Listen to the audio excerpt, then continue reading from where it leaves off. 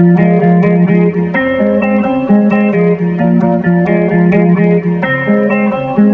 is up, everybody? Welcome into another episode of Around the Octagon. Today, we are joined by a special guest making his second appearance on the pod, a professional mixed martial artist, both a Dana White Contender Series and the Ultimate Fighter vet, recent PFL tournament challenger, Mando El Toro Gutierrez. Mando, thank you for joining us. How you doing tonight? What's up, homie? How you guys doing, man? Chilling, man. Doing doing good, man. Doing good. And since you last joined us, you've traveled around a lot. You traveled to Yeah. Japan on a successful business trip right there, and then you had your pair of heights in the PFL $500,000 tournament. But let's start with the elephant in the room. October 15th, you will be making the walk into the cage once again. How do you foresee that fight going? One-way traffic, bro, just like all the other ones, man. I mean, no matter what, like that's the only thing in my head. Like I work too damn hard, bro. There's no way I'm gonna go out there and especially on a regional show, like this is like a homecoming to me.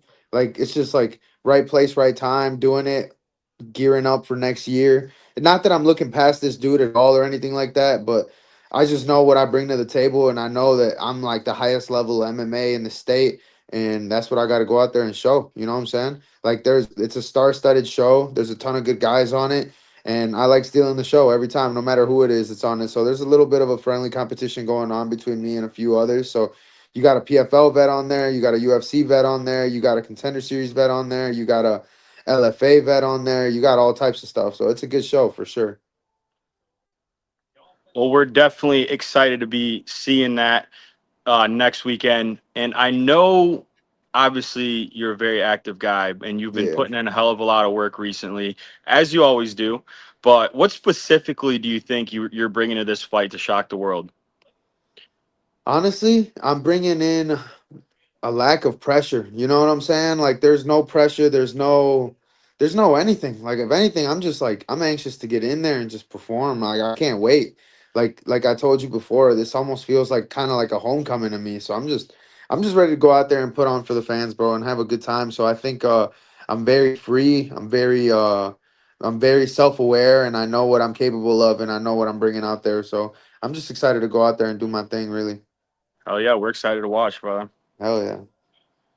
And I know you said you're not one to look past anything, and I know you're not the one to do that, but what is next for you following this fight? What do you want to accomplish in 2026? Obviously, I want to keep riding the PFL wave. I loved it there. I loved the way I was treated. I love the staff. I love the show. I love everything about it. So, definitely want to go out there and finish the unfinished business, punch my ticket to the finals, win the whole thing, get my bread, whatever the case may be. But I'd be kind of naive to make plans about the future when I literally fight for my life every day, you know? So, I mean, every fight is the fight for literally I'm fighting for my life. So, you never know what's coming, you know? So I don't really even plan on being alive the day after a fight, to be honest with you, in the wise words of Justin Gaethje. So that's just kind of how it goes, bro. Like you really have to make that decision for yourself way before you actually step in that cage. Otherwise, you will not be successful. You know, everybody knows what you're signing up for, and if you don't, you're in for a rude awakening. So really, it's just about this fight, and then whatever comes after is what comes after. But what I'm envision is just going out there and punching my ticket and going all the way with it. You know? 100%. In the wise words of Justin Gaethje, I like that one, man. And kind of circling back a little bit, speaking of the multitude of fights you've had since you last joined us, Yeah. can you speak a little bit about your activity? You're talking about how you're always in camp. How are you able to maintain that? I'm just a workhorse, bro. Like as respectfully and as humbly as I could put it, I'm just a workhorse, bro. I can't sit still. That's not my thing. And I love training. Like a lot of people love MMA. A lot of people love winning, but I love the process. That's my favorite part. My favorite part is feeling those little tiny increments of improvement. Like hitting a move slightly faster than I did the time before, or finally hitting a move that I've never been able to hit on a certain person, stuff like that. You know, to me, those are big wins, and those carry me through life. You know, I live my life that way. And I'm always looking for the next thing. I'm just one of those guys that's not never really satisfied with anything when it comes to MMA, when it comes to my personal life, when it comes to anything really. Like I'm a dog on a bone with everything I do. So once I'm on there, I'm on there. Hell yeah. And while we're on that topic of activity, you've been training with the best of the best in MMA. You got guys like Belal Muhammad, Gerald Yeah. Meerschaert. What's that do for you as a fighter to train with guys of that caliber? I mean, bro, I'm around success every day. Like it's kind of hard to not bring the same thing to the table. You know, we share the match together. We sweat together. We bleed together. We spar together. Like we're in there every day at the same time. Like the same cage that they do their fight sim in is the same cage I do my fight sim in. It's just a blessing, man. It's just a blessing to be in the same room as them, be able to pick their brains and know that I'm putting in that same type of work. I'm putting in the same type, and it's just up to me to put up the same quality of work, you know? Because just because we're on the same match doesn't mean we're doing the same thing. I have to go out there and I have to bring that pace and bring that intensity and bring that focus, the same focus, the championship focus that they were always rocking with, you know? Like you got world champions in there, you got world record holders in there. Like nobody has more finishes in middleweight than Gerald Meerschaert, who's one of the coolest dudes alive, by the way. Just so you guys know, that dude is awesome. Uh, you got all types of guys in there. You know, the first Mexican champ. You got Yair. You got everybody. It's fucking awesome. That is great to hear, man. And kind of circling back to Japan, that's something I wanted to talk about. Your experience last November. Can you talk about just that experience in general and how that helped you improve as a fighter? So I was already super, super locked in because I was a part of a championship camp. I did a month in Thailand and then a month in Japan with Kaya Sakura when he was getting ready to fight for the belt.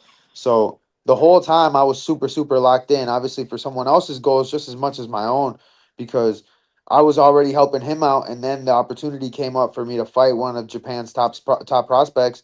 So I had to run it, you know? So we set it up, we made it happen. And on my last couple days out in Japan, we did that.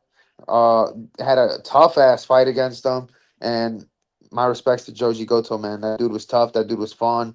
He was a great guy, and now we're good friends. So, it was a crazy, crazy experience to be out there. Like it's a whole other world, and I almost felt like I was living in a movie, you know. And dude, I swear, I tell people all the time, I feel like my life is a movie, and I just want to make it the best fucking movie of all time. So that's the goal.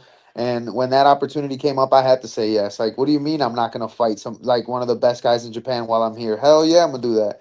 And hell yeah, I'm gonna go do it by myself with no coaches. Hell yeah, I'm gonna do it when I don't even speak the language and I'm moving around by myself and don't know anything about anything.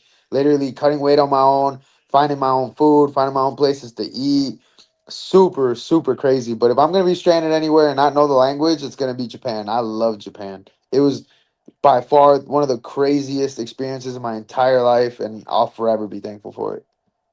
Oh yeah, man, that's awesome. I'll Yeah, definitely vouch for that. Japan is definitely one of the coolest fucking places in the world. That place is unbelievable, bro. dude, I the best word for me is pleasant. I'm like everything about it is so pleasant. You just enjoy even the smallest things. Well, while we're speaking about Japan, and I hate to bring it up, but I think I remember the first time you were supposed to go out to Japan, you had some visa issues trying to get out Yeah. there. How did that affect the training and the prep going into it, especially not having a team behind you? Did that kind of throw a wrench in things, or were you kind of better off because you didn't have a team behind you at that time? I think the visa issues were definitely it was a big speed bump for sure because I was out here preparing and I was ready locked in ready to go. Like I literally did a going away party and everything, and then next thing you know I gotta wait another 3 weeks, 4 weeks. So I'm like fuck. And they reschedule the fight, they change everything changes. So now my weight schedule is different. Now my weight cuts different, my diet's different, everything gets pushed back a little bit. So I went from a 7 week camp to like a 11 week camp. So the good news is I couldn't have been more ready for this fight. I couldn't have been more prepared. So by the time I got out there, everything was the same. I had to learn everything on the go, but it was phenomenal, man. It was such a blessing. Yeah, I bet, dude. And while on the topic of visa issues, did you have a fight fall through due to opponent visa issues prior to that? It was actually wasn't visa issues. It was like random as hell. The weirdest thing, like I'm pulling up to the airport and all of a sudden there's this huge like internet like I don't know, breach maybe. I don't know, but it all shut down. Like internet shut down completely. No planes leaving. Nothing. I get to Texas. My opponent was stranded in the airport for like 24 hours, and he called it quits. So that's basically what happened. So Damn, definitely but fair enough. Like if you're stuck in an airport for 24 hours, you're not probably in the best state of mind or the best physical state to be fighting for your life after that. So I don't really blame him for it, and seems like his career played out just fine. He's in a good spot, and it seems like he's a shoe in for Contender Series next year. So he's looking solid. definitely, that is a pretty crazy way for a fight to fall through there. But I guess sometimes it's just how it goes in the fight game. Dude, no, I guess it just wasn't meant to happen. That was like one of the freakiest things ever. Yeah, that's crazy. But moving on to the PFL, your win over Franchesco Nuzzi as an underdog. Did that win provide you like a feeling of validation in a sense, or what was your reaction reaction to that experience? Oh, yeah. So yeah, I'd be lying if I said dude, she's crazy. If she'll get completely on top of me if I let her. Watch this. But yeah, no, 100%. It's one of those things where like Jesus, I told you. What? My bad. We got a It's one. special guest on the podcast Yeah, tonight. this is my niece Shelby. What My up, dog's over Shelby? there chilling. Yeah, Shelby loves attention, man. But yeah, I mean, I'd be lying if I told you that it wasn't one of those things where, I fell short on Contender Series, I fell short in the Ultimate Fighter, and things just weren't really looking up. So like I knew going into it that this was gonna be my make or break moment, but it didn't feel that way in that time. I went out there super free. I went out there 100% stress free. Like I was in a state of mind where I knew what I was capable of in that moment, and I knew what I was going to do that night. I knew it for a fact that I was going to go out there and finish that guy. I knew it. There was absolutely I had the most unshakable confidence that night, and I had absolutely no doubt in my mind. So I went out there and I just performed to the level that I know I can, and it let me know that I can do it. When like people always say you're one step behind in the cage than you are in real life, but that night I did what I know I can do and what people have seen me do over and over and over, and it just showed me I'm like it's all between the ears. It really is. And obviously it felt that much nicer that I did have a little bit of dislike for the guy considering all the stuff he was talking before the fight. So it was that much nicer. Definitely, just the pressure you put on him in there was, very evident to see while watching on the TV. He had a game plan there, and it was fun to watch. Oh yeah, it was the perfect mix of game plan and just street fighting. I Like will say, I go I ahead. was about to say, I will say, I was excited when you came out as an underdog. I could lay a few bones on you very confidently that weekend.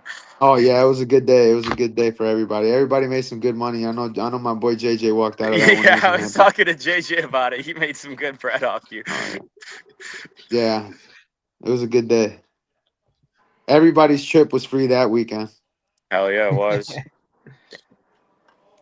Zach, you got another one for PFL or No, can I it's pass one?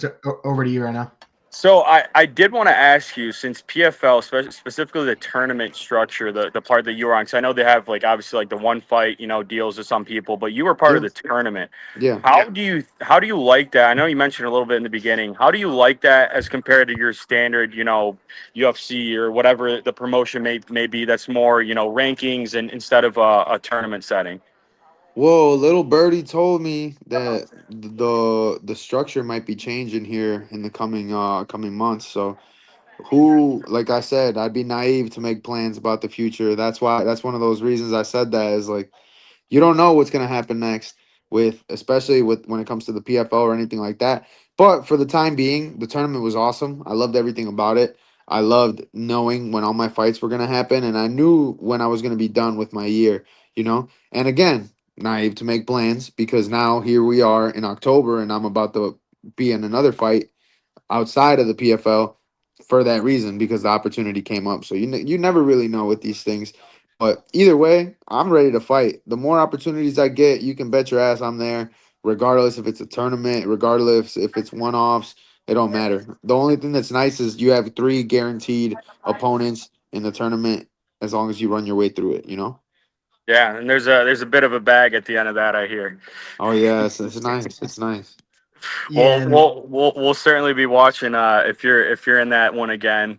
I'm definitely excited to see that. Oh yeah. And I mean, the PFL. The thing is, I mean, you were talking about it changing, and it makes sense just given how brand new the PFL is. I think a lot of fans kind of fail to realize that the PFL has only been around for a few years, so just Yeah, constant improvement over on that end. But talking about that tournament, you later suffered the setback to Justin Wetzel there, and I know yeah. you're not one to make excuses for yourself or anything, but the drop foot. I'm Yeah. just kind of curious, what is it like fighting with drop foot? Because I know you can't really put any weight on it and anything, and you're a forward Oh, pressure kind of it's guy. like well, it's a weird experience because like it's almost like your foot gets a brain freeze, like your leg gets a brain freeze. Like you feel this immense like almost like a numb that hurts, if that makes sense. And you can't use it. You can't step on it properly. I mean, technically you can step on it, but you don't really know what you're feeling. You don't know what's going on. So like you never really know if you're stepping on it properly or if you're stepping with the side of your foot or if you're off balance. You don't really know those things. So it was really hard for me to generate any power through that foot. And yeah, that was a long road after that. I had to dig deep and figure some things out. Like I had to really keep my head low and focus on the recovery after that one. But it was one of those few times where I had one of those frustrating injuries that you can't really do much about other than just therapy, therapy, therapy.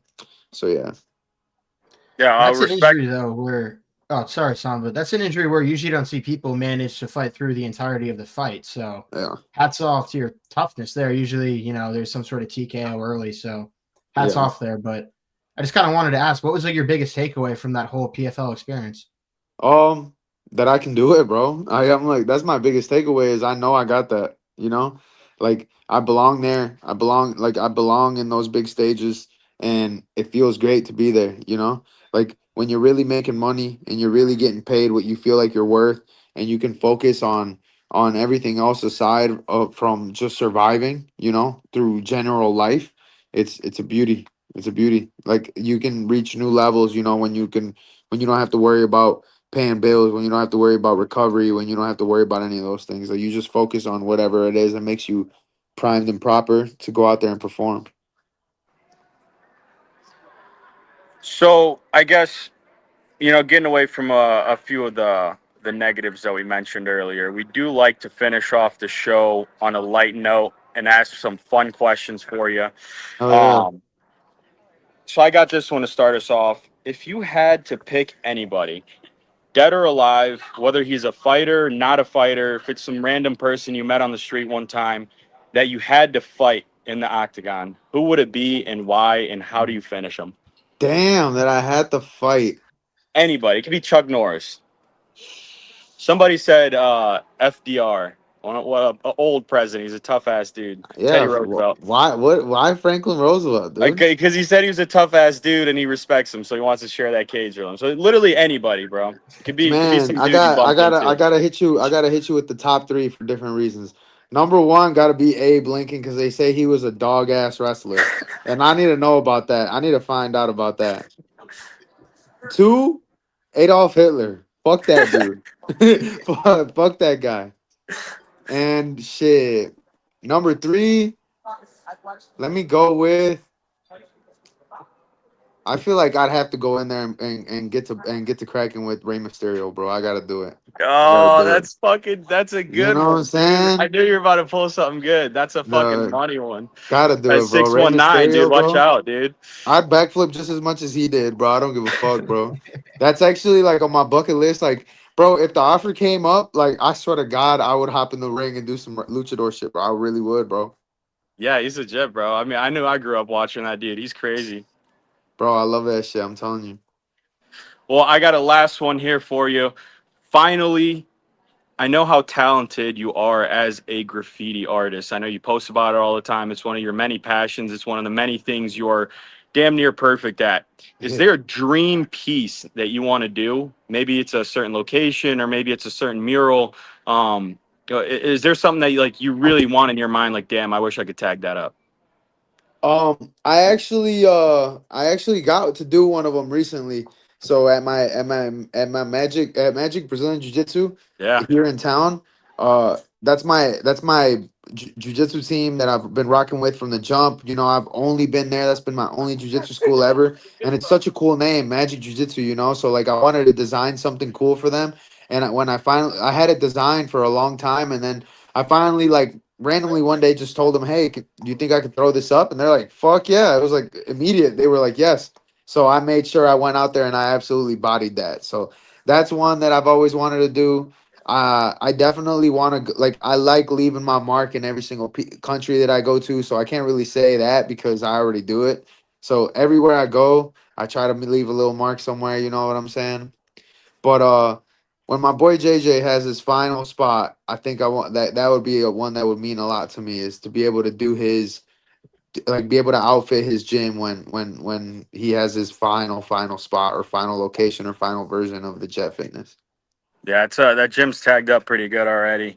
Oh yeah. You're making me want to take a trip to Jalisco, dude. I'm gonna go check out what you put up out there. Oh, bro, the workout there is phenomenal, man. That was actually another one, real quick, that I got to link up with one of the best graffiti artists in all of Mexico, Searte, and we put up Yeah, a dope ass piece together. It's on my Instagram, so if you want to check it out, it's pretty sweet, man. He busted out this sick ass eagle, and I busted out the tag right next to it, and we put up a sick ass mural. So mad yeah, props to him to put me on, and it was fun.